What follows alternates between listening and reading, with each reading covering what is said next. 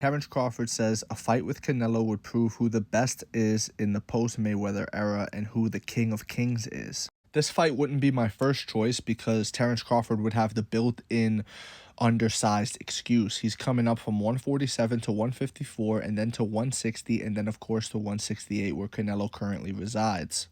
As you can see here, that is 1, 2, 3 weight classes. Now let's just say Canelo met in the middle. That is still 1, 2 weight classes for Terence Crawford to go up.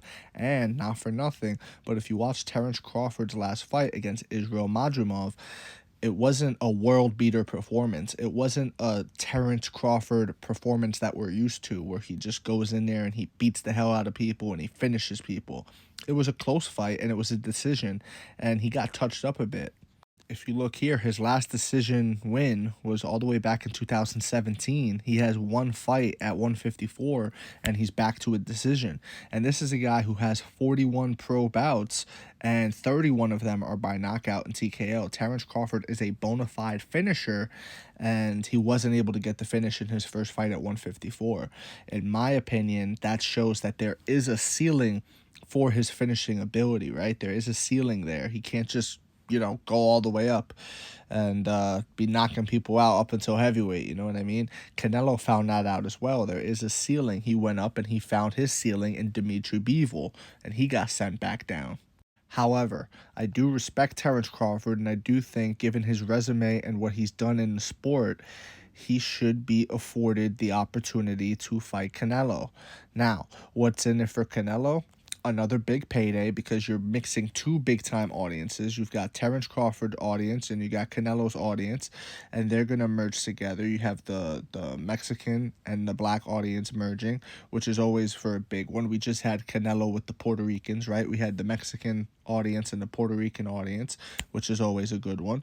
So we have another big rivalry right here on the table to make this big fight, and regardless, win or lose, I would give Canelo credit for giving him the opportunity, because I think that's a big part of boxing, a big part of anything in life, right?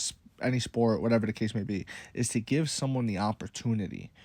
The same way how Canelo was given an opportunity once upon a time, If Triple G wanted to duck Canelo, he could have. He didn't.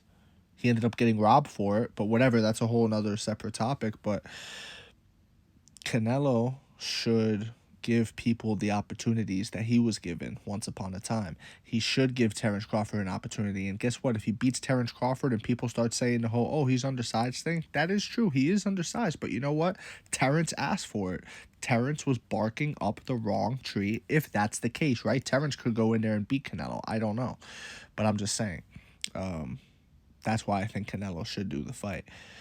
He'd be giving him an opportunity, and it would be a big mega fight for his pockets. It would raise both of their profiles, and it would just be a great fight for boxing, man. I mean, you'd have two of the biggest fan bases in boxing with all eyes on this fight. You know what I'm saying? It's just, I can't think of a reason why not to, other than not wanting to have to fight someone with a built-in excuse. But everybody has an excuse. Everybody everywhere has an excuse. I mean, you just fought Edgar Berlanga, who nobody wanted to see fight you and nobody thought was going to beat you, and really didn't deserve to be in the ring with you. You know what I mean? He was just Puerto Rican, and he had a fan base of you were able to do the whole Mexico versus Puerto Rico thing with him. That's it. And you were able to sort of kind of, like, if you really squint your eyes, sell the idea that he had a puncher's chance, but we all knew that he really didn't. You know what I'm saying? People that actually knew that. So I don't know. Let me know what you guys think in the comment section below. Whether you agree, disagree, it doesn't matter. Join the discussion. Follow for more. Leave a like if you enjoyed the time spent. And you are all appreciated. The last thing I would like to say, I should have said this before I did my outro, is I would like to see Canelo fight David Benavidez or Dimitri Bivol before Terence Crawford. I would like to see those fights more, just because I think those are fights where there's no real built-in excuse there, and I think those are fights that, not for nothing, if you're Canelo and you're calling yourself the best in the world and somebody beats you, how do you not want an immediate rematch, right? I feel like that it shows that there's a dog lacking in there somewhere. And hey, that's just my take, man. And then you've got Benavidez, who's another guy that people say is the one to beat you, and you just letting him go up and wait and move on pretty much because you're holding his career hostage otherwise. That's all I got. Remember the outro. Follow for more. Thank you. You are all appreciated. Peace.